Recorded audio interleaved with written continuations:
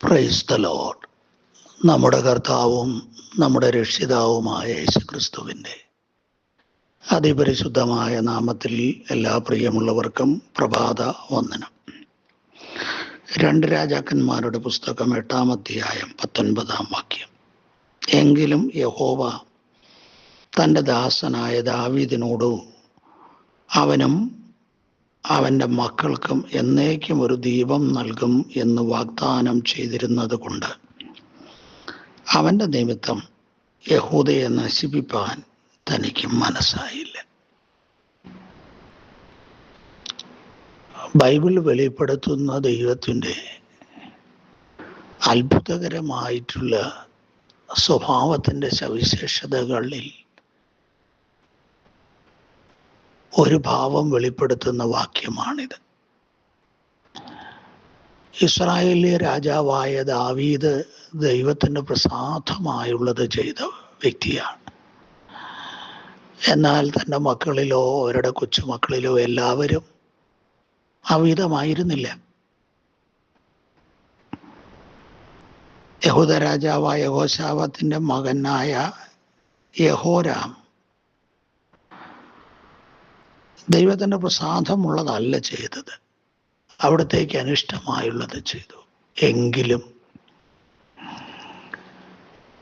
അവൻ്റെ പ്രവർത്തികൾ നിമിത്തം ആ ദേശത്തെ നശിപ്പാൻ, ആ രാജ്യത്തെ നശിപ്പിപ്പാൻ ദൈവത്തിന് മനസ്സായില്ല.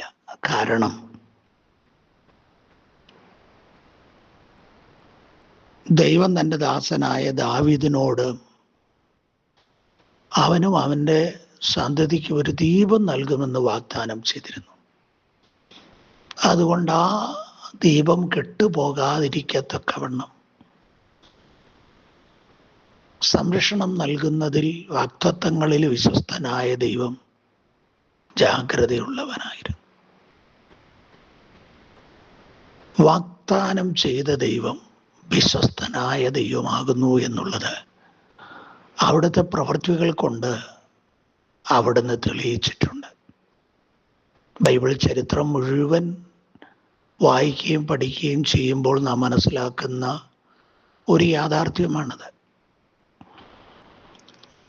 ദൈവം നമ്മളോട് പറഞ്ഞിട്ടുള്ള വാഗ്ദാനങ്ങളെല്ലാം ഉവ്വ് ഉവ്വ് എന്നാണ്, അല്ലെങ്കിൽ ഇല്ല ഇല്ല എന്ന്. ദൈവം ഒരു വാക്ക് പറഞ്ഞിട്ടുണ്ടെങ്കിൽ നാം അവിശ്വസ്തരായി പാർത്താൽ പോലും അവിടുന്ന് ആ വാക്കുകളിൽ നിന്ന് മാറുന്നില്ല എന്നുള്ളത് ഒരു യാഥാർത്ഥ്യമാണ് പ്രിയരെ. ഈ പ്രഭാതത്തിൽ ആ യാഥാർത്ഥ്യത്തെ തിരിച്ചറിയാനിട വരട്ടെ.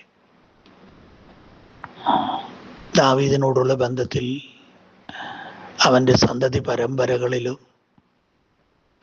അവിടുന്ന് ഒരു ദീപം നൽകുന്നതിൽ ജാഗ്രതയുള്ളവനായിരുന്നു. നമ്മോടുള്ള ബന്ധത്തിലും അങ്ങനെ തന്നെയാകുന്നു കേട്ടോ. അവിടുന്ന് ഇന്നലെയും ഇന്നും എന്നും അനന്യനായ ദൈവമാണ്. ഗതിഭേദത്താൽ ആച്ഛാദനമോ വികാരത്താൽ മാറ്റമോ വരുന്ന ഒരു ദൈവമല്ല നമ്മുടെ ദൈവം. അവിടുത്തെ വാക്കുകളിൽ വിശ്വസിക്കാം, അവിടുത്തെ വചനത്തിൽ വിശ്വസിക്കാം. അവിടുത്തെ സ്നേഹിക്കുകയും അവിടുത്തെ വചനം അനുസരിക്കുകയും ഒക്കെ ചെയ്യുമ്പോൾ അവിടുന്ന് വിശ്വസ്തൻ തന്നെയാകുന്നു. പ്രിയമുള്ളവരെ, ദൈവസന്നിധിയിൽ വിശ്വസ്തതയും നീതിയോടും കൂടെ ജീവിച്ചിട്ടുണ്ടെങ്കിൽ അവരുടെ തലമുറകൾക്ക് വേണ്ടി കരുതുവാൻ ദൈവം വിശ്വസ്തനാണ് കേട്ടോ. നീതിമാന്റെ സന്തതി അപ്പം ഇരക്കുന്ന ഒരു വസ്തുത ജീവിതത്തിൽ ഉണ്ടാകില്ല. അവൻ്റെ സന്തതിയെ കരുതുന്നതിലും പരിപാലിക്കുന്നതിലും അവിടുന്ന് വിശ്വസ്തനാകുന്നു.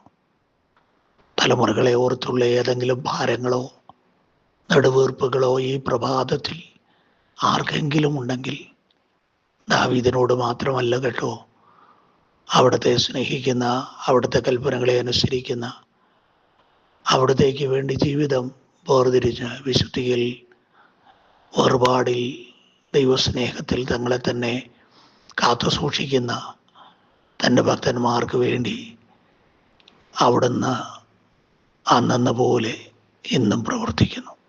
ആകയാൽ ദൈവത്തിൽ വിശ്വസിച്ച് ധൈര്യപ്പെടാം.